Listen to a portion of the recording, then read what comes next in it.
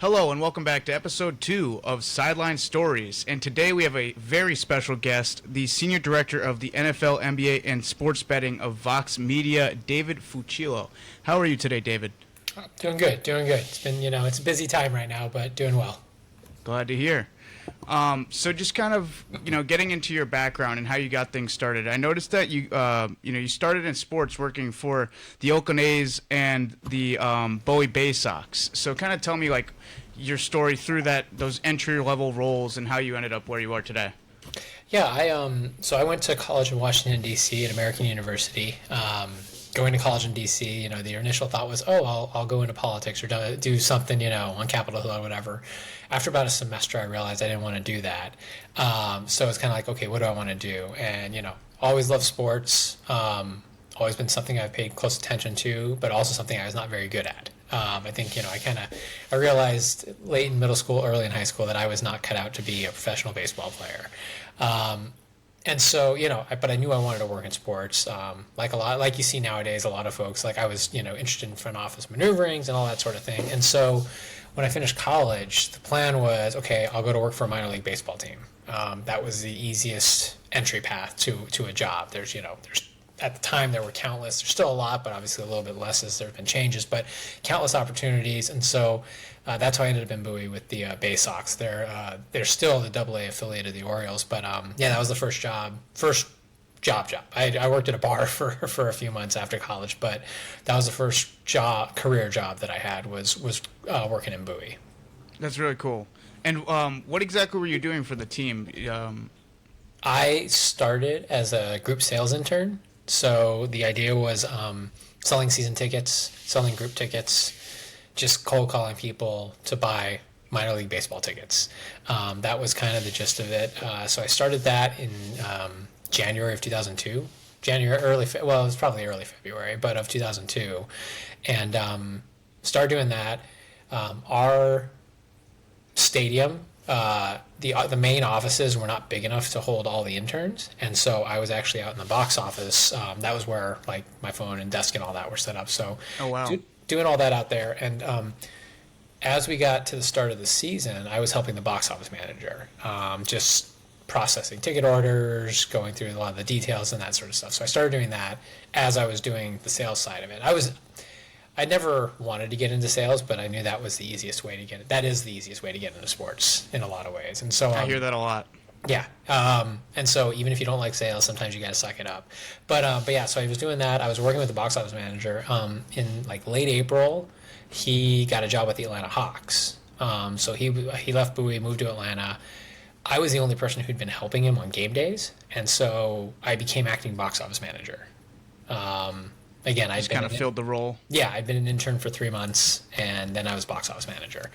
And so I think that, the big thing with that is just, again, as they always say, kind of do whatever's asked of you and just try and do whatever you can. It just kind of fell into it. It was a stressful job because I had no accounting experience. I had no idea what I was doing half the time. Right. Thankfully, I had supportive bosses, people support me, all that stuff. But so I was doing that. Learning as I went. Basically, all that job entailed was processing ticket orders. On game day, I was handling attendance, the gate, all that stuff.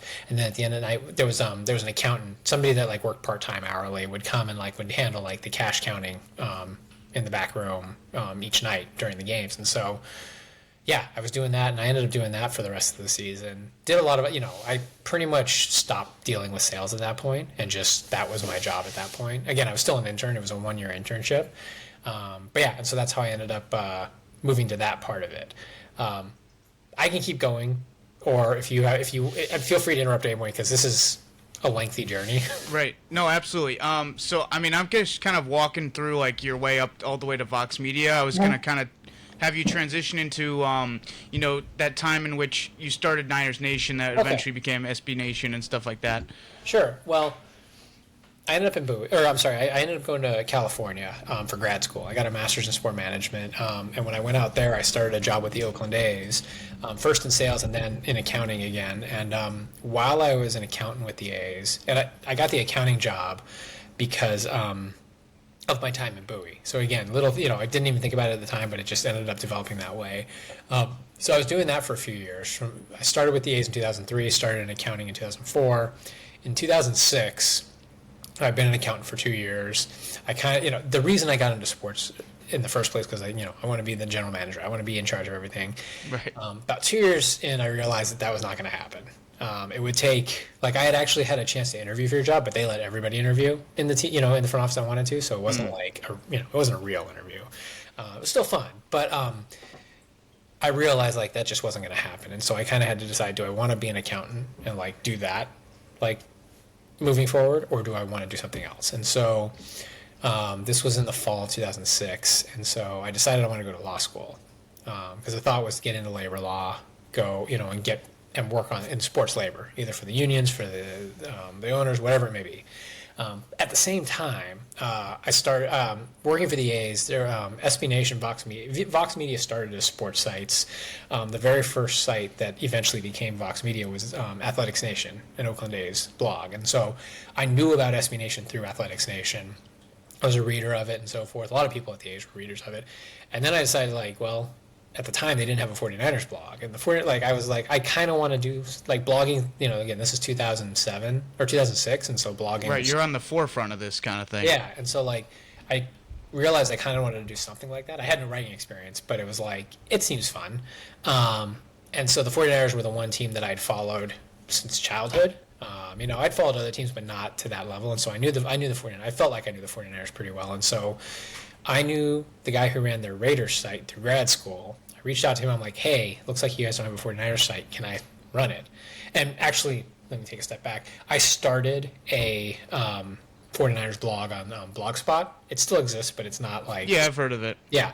I started a 49ers blog just to show that I was doing something, and then reached out to my friend who reached out to the NFL league manager for SB Nation, and was basically like, hey, I got a guy that's interested. They reached out to me, and within 2 or 3 days, they're like, okay, you can do it.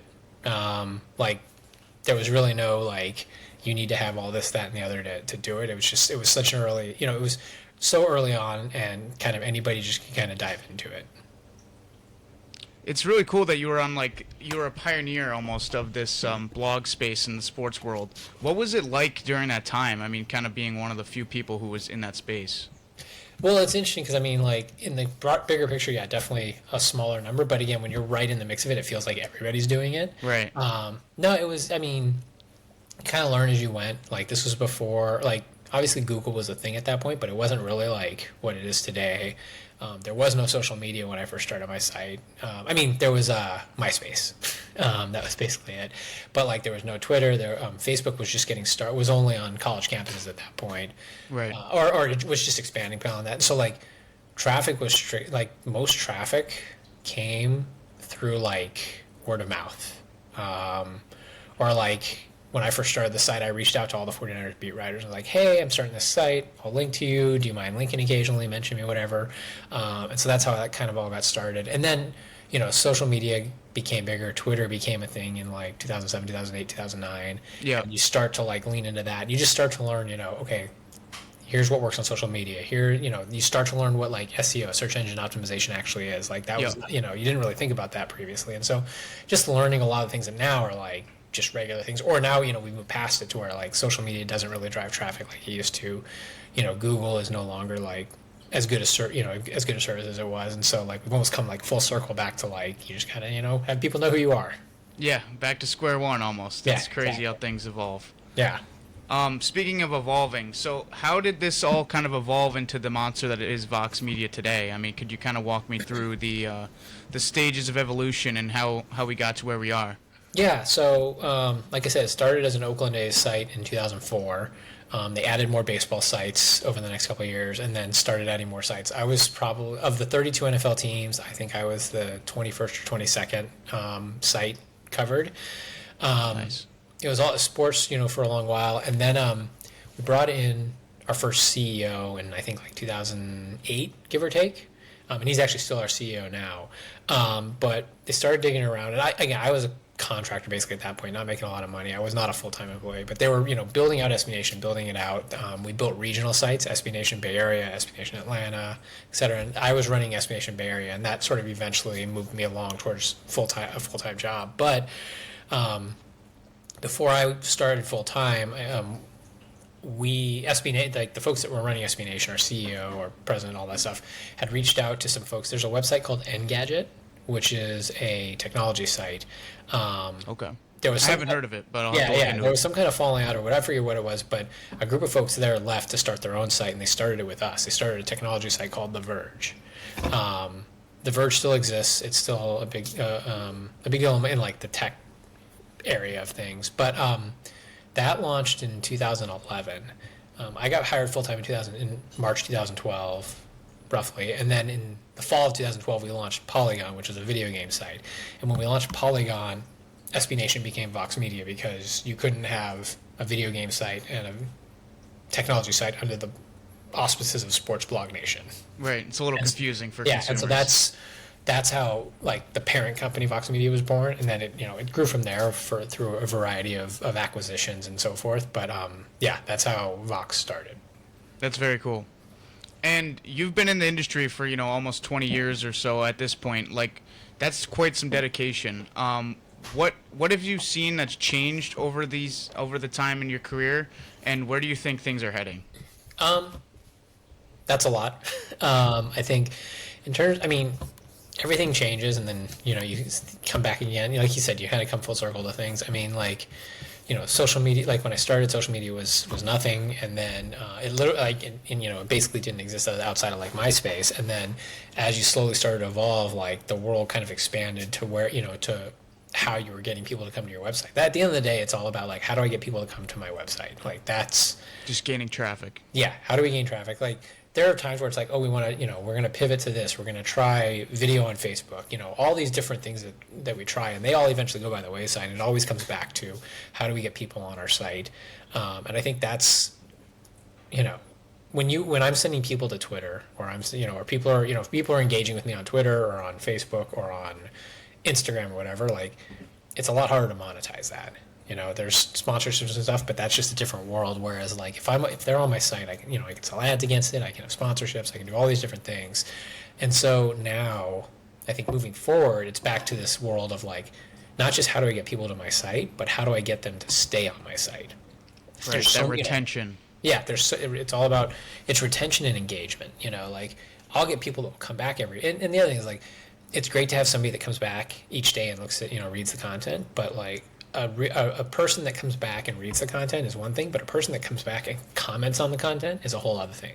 Like, you're Absolutely. getting, people that comment are gonna be exponentially more loyal to you. So the idea is, moving forward, is gonna be about building a loyal audience, not just building audience. It used to be like from probably 2010 to 2020 to basically the start of the pandemic, it was all about just building audience in any way you can. And now it's like, okay, rather than just try and like search for every single user that's out there, let's take the users that are coming to our site and give them a reason to keep coming back and spend more time. Right. And what would you say, like, the most common theme for a lot of like creators or companies out there? Like, what is the way that they're getting consumers or users to retain on their sites or on their channels? There's it varies probably by like the type of platform you're talking about, because you've got like Pat McAfee, who turned his platform into ESPN, or you've right. got Barstool, or you've got all these other different platforms that are not web based, not website based. I think it varies. Some, it's like they want to do hot takes. Stephen A. Smith gets people to keep watching him because he says ridiculous and outlandish things, but people keep doing it. Pat McAfee gets kind of the bro-y culture of people coming to his thing because that's what they want. And so I think right. for us, at Vox Media, it's more like, I think people want to engage in like good quality content and have interesting they want to have interesting conversations. I think that at the end of the day, like, we can get people having interesting conversations and creating their own conversations, then you're more likely to want to keep coming back. Whereas, like, I think back in the day, it was very much like, I wrote stuff at Niners Nation, people read it, people commented on it, but we offered ways for other people to create content, but it was very much like, was definitely, it felt more top down in a lot of ways. Whereas now it's, we're thinking about it more bottom up. It's less, there are still people at Niners Nation are still loyal to, they're like, oh, why aren't you posting, or they respond to my comments and stuff. But at the end of the day, like, I think if we can give people some sense of ownership over what they're doing on the site and owning their own experience, then they're more likely to keep coming back. That's great. So now kind of transitioning, I did want to talk a little bit about DC. You've been a long time Washington, DC resident. Yes. Vox Media has a strong presence in DC. What makes it such a unique media hub compared to other places like New York or LA? That's a good question. I think Vox, is a little unique. From a media perspective, like, you've got the seat of government here, so obviously, like, from a news perspective, you're going to get a lot more traction that way. LA, you get more of it around entertainment. New York, right. Entertainment, finance, whatever. I think with DC also, the big thing for Vox is a lot of our leadership came from AOL. Quite a few folks. Our CEO was like one of the people that launched TMZ's website, things like that. Like, AOL has a big Northern Virginia, or did. We're so far along, I don't even know what to make of AOL at this point, but basically, their biggest, like, they had one of their biggest hubs was in Northern Virginia, which is just right there across the board from DC. And so we ended up bringing a lot of folks in from there. So that's how DC ended up being our biggest office at the time. Now New York is actually our biggest space. Oh, really? Yeah. We had a big office in DC, but after the pandemic started, and once our lease was up, we downgraded to where now we're just in like a WeWork. And our main office is up in New York, just because that's where, like, the sales opportunities are. That's where the action's at. Yeah, you've kind of transitioned a little bit from, like, we're a media company, but, like, at the end of the day, you got to sell stuff. Absolutely, yeah. That, money's got to get made. Exactly. One thing I did want to ask you about. So you've definitely come up the ranks throughout the company. What would you say has been the kind of difference maker as far as rising through those ranks? I can speak about that both generally and specifically. I mean, specifically for me, it was sports betting.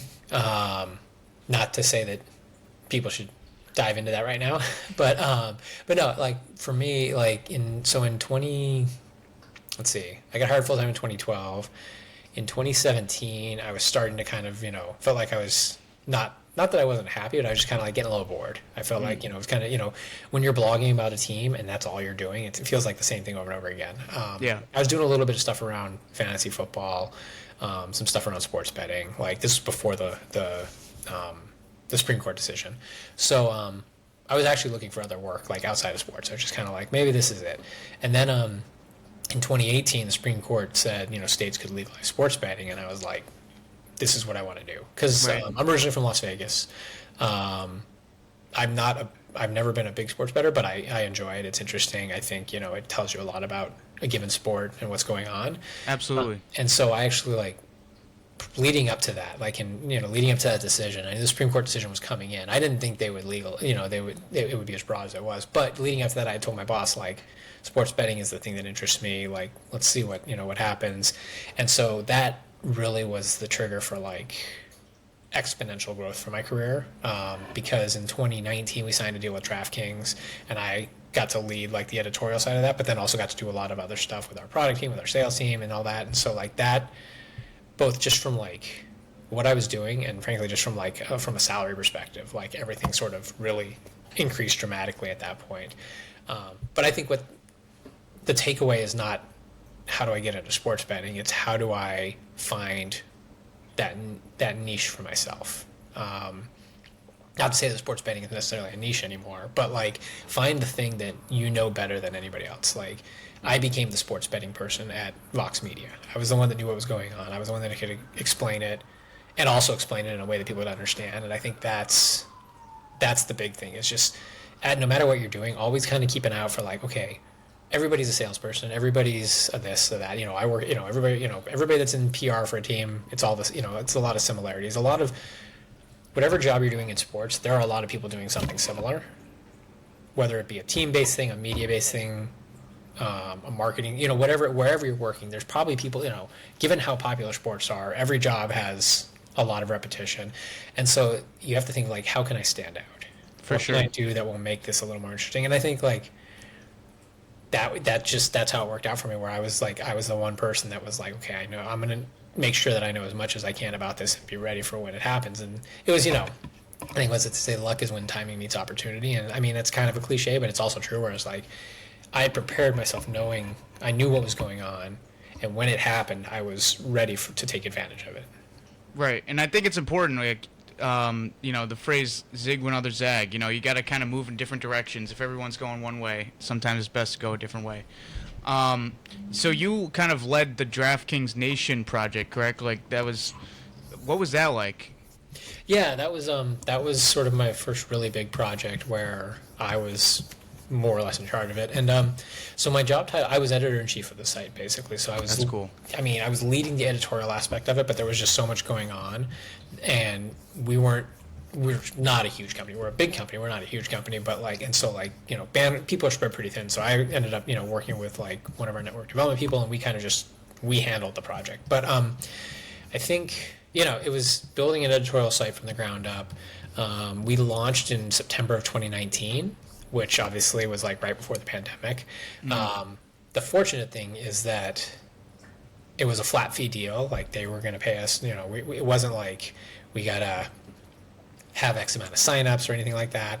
And so because of that, we were going to get the money no matter what. And so thankfully I didn't have to lay anybody off during the pandemic because we had a good set, we had this strong deal in place. And so I think, a lot of it, I think the biggest challenges obviously were like in May of 2020, we're writing about Korean baseball and like trying trying to scrape for something to. Yeah. And, you slowly start to figure things out, and, eventually things sports started to come back. Still, obviously, it took a while for it to get back to some semblance of normalcy, but right. Yeah, so we're doing that. And then things were growing. I'd say in 2020, the next big challenge came in 2022, because in 2021 did a good job. Or no, 2020 we hit our goals.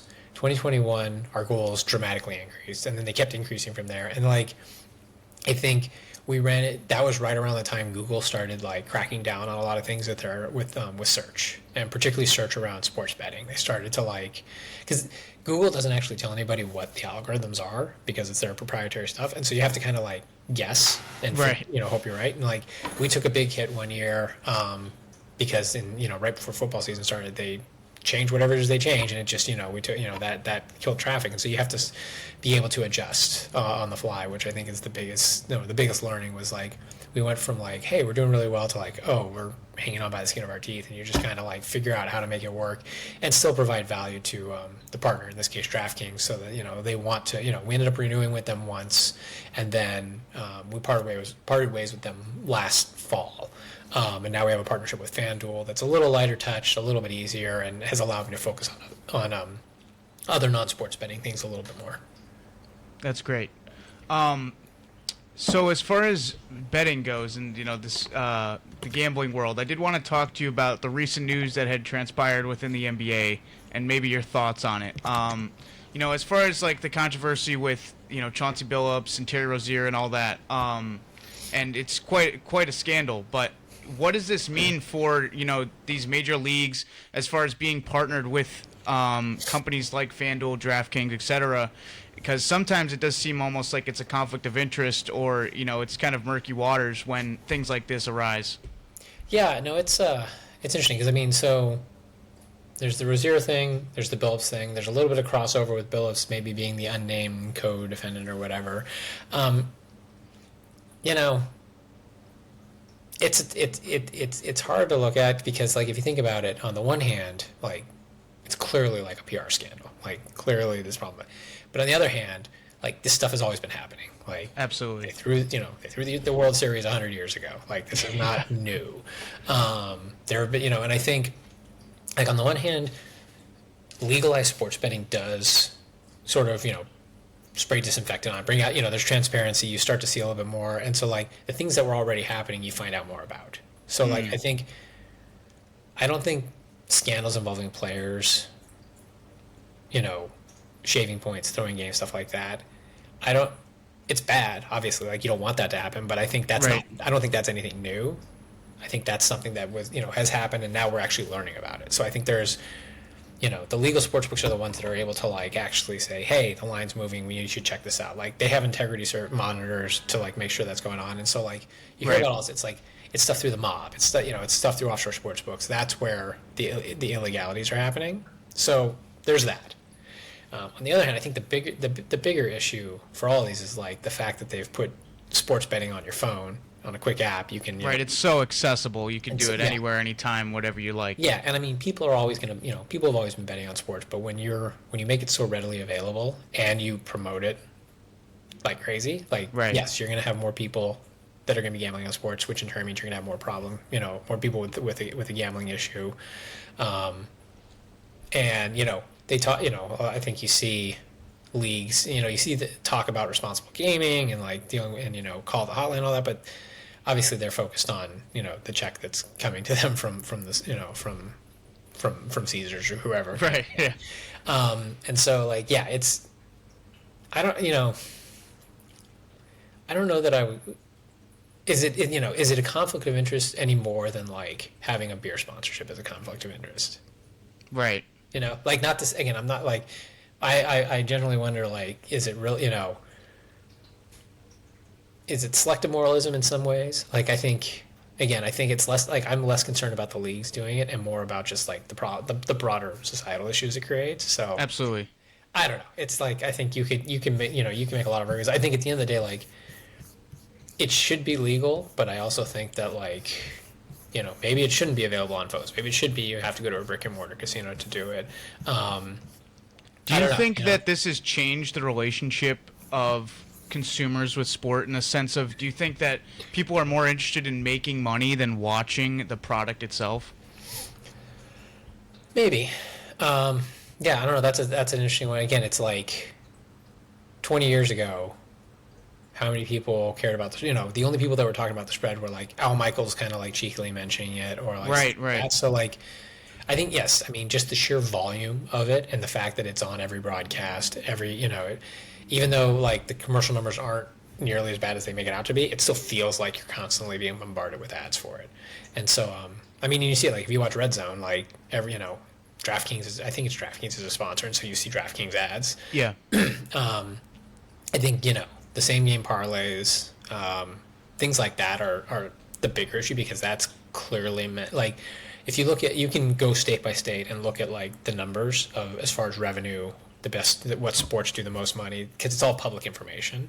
Right. And I mean the thing that makes sports books the most money is parlays because they're sucker bets. At the end of the day, like there's a reason there's a reason you're seeing a lot of ads for same game parlays and not seeing ads for like, hey, come bet on the Chiefs to win the Super Bowl. Right. There's just less value in it, and and it's like throwing money out the window. Yeah, and at the end of the day, a sports book is a business. They're there to make money, and that's it. They're not there to like do anything else or solve society's issues. They're there to make money. Right. So transitioning back into the career side of things, what would you say for like people like myself, kind of standing out in such a competitive world, competitive industry? A lot of these jobs that people are applying for, they're getting hundreds, thousands of applicants. Mm-hmm. A lot of the times your resume isn't being seen by a person until it's the second or third round of interviews. What would you say to people like myself that are kind of struggling with finding those entry-level positions? Yeah, no, it's tough. I think it's always been tough to get into sports because it is just such a popular, it is such a thing. And I mean, I was fortunate in a lot of ways. I know I was fortunate in terms of like getting the internships I got, turning those into the jobs I got. I think if you can get a foot in the door, that's, you can make it, you can make of it what you want at that point. But obviously the big question is, how do I even get a foot in the door at this point? Right. I think networking really is going to be your best, like unless you know somebody, like you have a family member or family friend or something like that, definitely like wear out all those resources first. Right. But if you like honestly just like the whole networking aspect of it, I think you see it with LinkedIn has made it easier to like reach out to people. Right. Yeah, absolutely.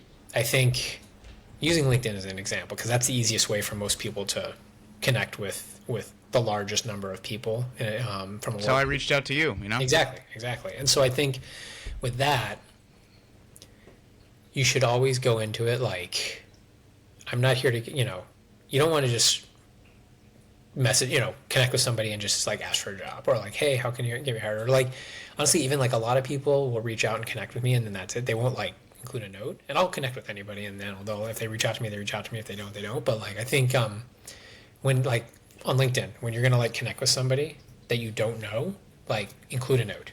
And it's not just like, hey, thought we, it'd be great to connect. Like, come up with something personalized. Like, let them know that you've done, that you've actually tried, and you've actually put in some effort to like learn who they are, learn what they do, learn what their job. Like, you don't even know them. Just like, hey, this person is the inside sales supervisor. Like, what is that job? Like, do a little research.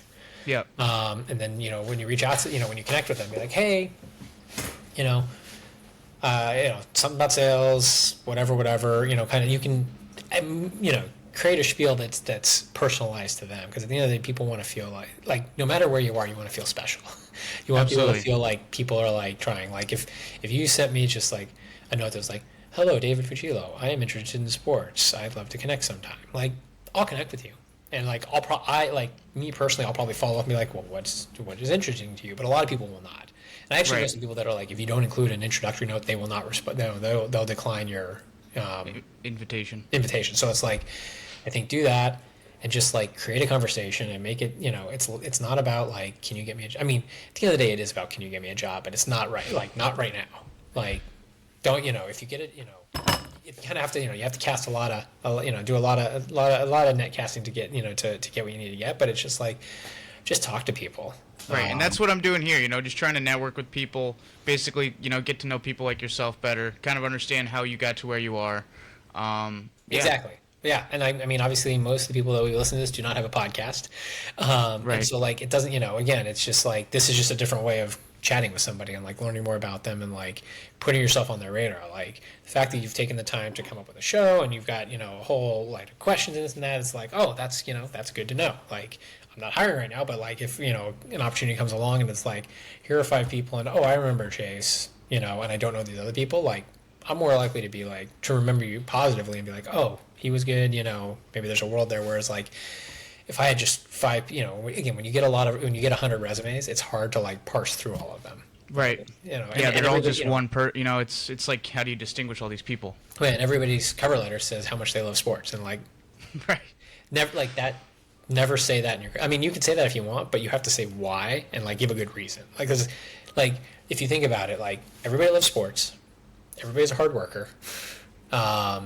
Think of every cliche that you can talk about, and just assume everybody else is that as well. Mm. And so it comes back to like again, kind of like with what worked for me from a sports betting perspective is just like come up with some reason that you're different. Like that's not for me to do. That's for you to figure out. Like that's the one thing like. No matter what, like the only thing you control is like what makes you stand out. Like you can't just hope that you'll stand out. You have to like come up stand out.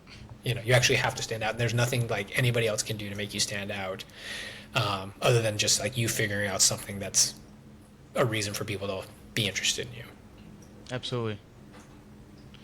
What would you say is something that would go on a cover letter? Like, should people talk about why they want to work for a company in the sense of like why their values match with this company, or things I like about let's just say for example Vox Media. Like if I were writing a cover letter for a job for there, should I say this is what I like about the values, this is what I like about the structure, blah blah blah, or should it be more personalized? I think it helps to like show that you know what the company is about. You kind of have to balance it. It's definitely, I think you talk about the job, but think about why you want to work for that particular company. Like what about that company stands out?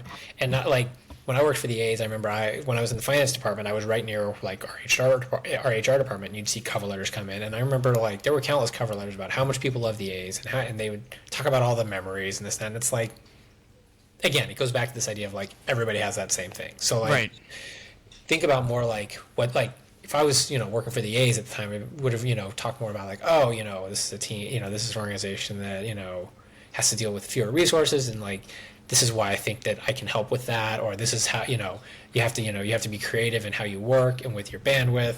And same like honestly, Vox Media is a pretty big company, but like SB Nation still kind of there's that kind of scrappy underdog mentality to some degree. So like talking about kind of how you can, I think, how you can get creative, because it's creative industry, media is. And so like talking about creativity and like, not just like, I can write interesting articles, but more just like examples of like, here's how I had to do something and like had to think outside the box to do it. I think if you can show an ability to think outside the box anywhere, like that's something that can stand out. If you can point to like some clear examples of like, one time I had this project and we were running into some barriers, running into roadblocks, couldn't figure it out, and so I tried X that was a little bit different than what we'd normally done, and it worked. So I think stuff like that. It's you want to. I mean, you can like if you go to Vox Media's website, there's like here are our corporate values and all that, and like aside, I think you can start with that, but I don't think like that's you want to apply those values to the job and what you can do. And not just like, I like Vox Media because I too believe in this. Right. And now in the world of AI, what would you say, like, related to your position, for example, like sports journalism, how is that going to evolve over the next 5-10 years, let's say? I think it's more like the next 6 months. Oh, yeah? No, I think AI, I look forward to being able to retire and not have to deal with AI. But no, I think, I don't know, like, it depends on where, because I also feel like AI has now been used to talk about everything that is related to, whether it be like LLMs and like ChatGPT and like super, more basic tools that actually may not even be AI, like things that people have been doing with spreadsheets for years. And it's like, oh, well, this is AI. It's like, no, this is actually just like you using a spreadsheet. Yeah, just more automated. Yeah, exactly. It's like automation doesn't necessarily mean there's artificial intelligence. Yeah. So like, I don't know, like I found some interesting examples. We have an enterprise account with ChatGPT because we have a partnership with them. We won't get into all of that, but using that tool, like for instance, we have we came up with a trivia game at SB Nation. It's called In5, and it's like here's 5 clues. Can you guess the player's name? That's it. It's super simple. But there's like if we're doing it for the 49ers, there's been thousands of players in 49ers history, and so like I can remember the popular ones that I could research, but eventually it's going to be hard to figure out the names. And so like I used ChatGPT and was like, okay, here's a spreadsheet or CSV file. Here's a CSV file with like every player in 49ers history. Here's a second CSV file with every player we've used thus far in the game. Come up with a list of 25 names where the position alternates, so that I'm not doing the same position. It's a different era, stuff like that. And just like, and it'll spit out 25, 50, 100 names. And there's still issues where it like repeats stuff or, makes mistakes, but it definitely, I can see how, things like that to automate processes can be, valuable. Like saving yourself some time and stuff like that. Exactly. Like I'm not a fan of like generative AI when it comes to like creating content. Absolutely. I'm the same way. I think there's such a long list of problems with that, in the sense of, I mean, you talk about taking away from people who have the creative minds like you and I, and also just, there's so much art and stuff like that out there, and then when you talk about devaluing it in the sense of putting out like just slop, it just, I don't believe in it.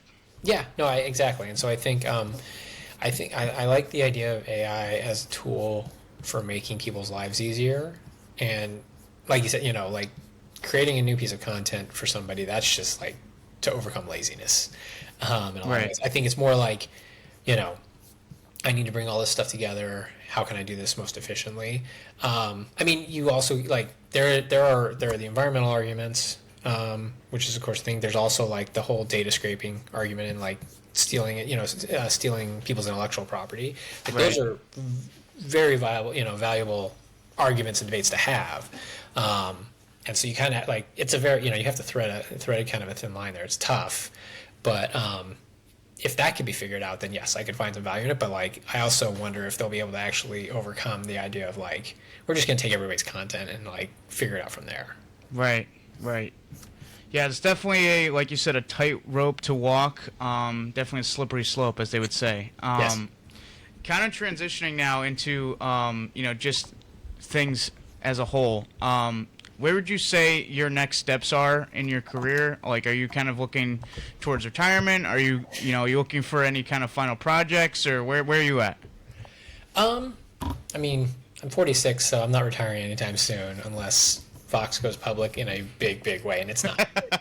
No, right now, I mean, I'm like, there have definitely been stretches over the years where it's like I start to, my eye wanders a little, and I'll see what else is out there. And I've interviewed for jobs here and there over the years, but no, I'm really excited right now at SB Nation just because like we recently moved over to WordPress. We had been on our own proprietary CMS, and in moving to WordPress, that has helped free up our product team to do a lot more stuff. And That's awesome.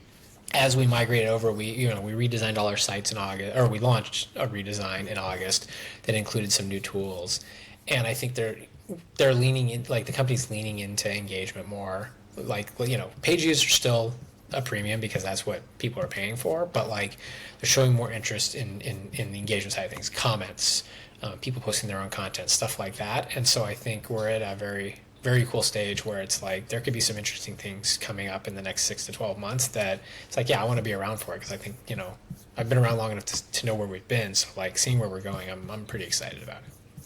That's great. And as with your time at SB Nation, what would you say is your favorite sports moment or kind of event that you've covered? It was definitely 2012. It was January 2012. The 49ers played the Saints in the divisional round of the playoffs. It was when Vernon Davis caught the game-winning touchdown. Okay. Yeah, and so this is it was divisional round, it was divisional round, and so I ended up getting hired like a month later, full time. But so I was covering the team, living out in San Francisco. It's actually the first game I went to with a credential. Was that playoff game, and I was down on the sideline because like at Candlestick, before they tore it down, you had to get to the locker room after the game. You'd come down from the press box down through the stands to the field and then go across the field. And so when there were still like 5 or 6 minutes of clock left, you'd go down and you'd wait on the side, you'd be on the sideline for the last part of the game. And so I was on the sideline for the last closing minutes of that and got to see that, from the field level, that one. And then also a few years later, in 2014, when they closed Candlestick, the last game they had there, Navarro Bowman, they were playing the Falcons. Navarro Bowman had a game-winning interception in the closing minutes. I was on the sideline for that. Those are the two things where very cool. Because of my credential, I was able to be there for like two of the more thrilling moments in recent 49ers history. That's pretty awesome. So this is kind of just me wrapping up here. I just wanted to hand things over to you. Say, is there anything that you wanted to talk about, touch on, or any projects you wanted to plug, anything like that? Nothing to plug right now. Like I said, we have things coming in the next 6 months, so we can always revisit that. Awesome. But no, I think it's just, I think you hit on a lot of really, really good topics. I think these are the kinds of things you want to, like, how people feel about AI speaks a lot about them. It can tell you a lot about a person. I think that's, and not like just because somebody uses AI doesn't make them a bad person. Because I think everybody, there's a lot of things to learn from it. But absolutely. And so I think like the way, it's just like being able to handle all the changes. There's always like changes. The only consistent thing is that things are going to change.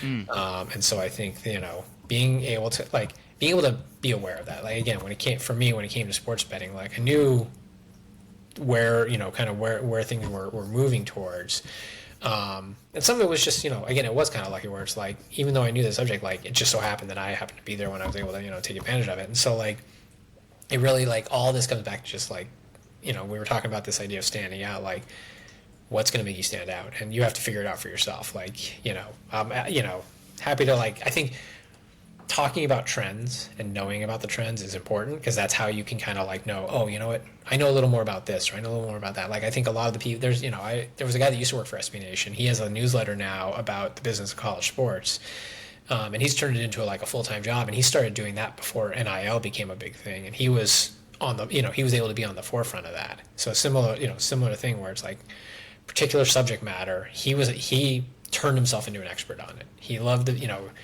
he was an Ohio State guy. He loved college football, but he loved the business. He was more interested in the business of it, and he was able to kind of turn that into a whole separate job. And so it's just like it sounds silly, but it's like frankly, it's just like being an expert on something. Like make yourself an expert on something that not a lot of people are experts on.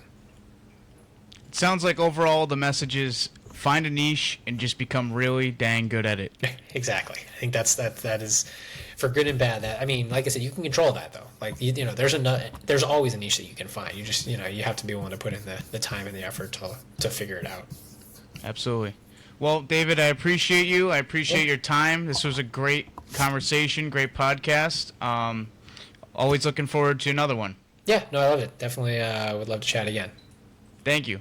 All right. Have a great day, You too. and we'll definitely keep in touch. Sounds good.